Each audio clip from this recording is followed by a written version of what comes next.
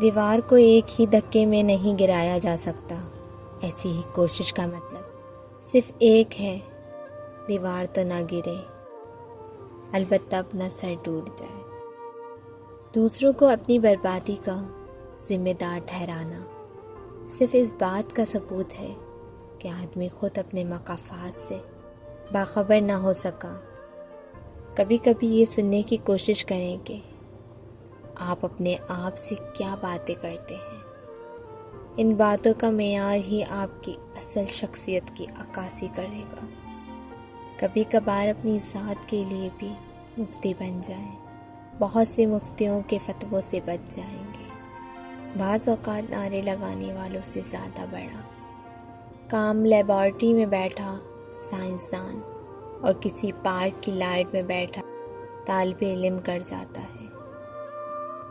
सच वो होता है जो अपने बारे में बोला जाए, जो दूसरों के बारे में बोला जाए वो सच नहीं होता। दुनिया में बहुत से लोग मिले, हर एक को अपनी पड़ी थी, बहुत कम को इस बात से दिलचस्पी थी कि आप पर क्या गुजरी। मुखलिस की तलब हो तो पहले खुद को खालिस करना पड़ता है। न बस में ज़िंदगी, न काबू मौत पर इसका, मगर इंसान फिर भी कब खुदा होने से डरता।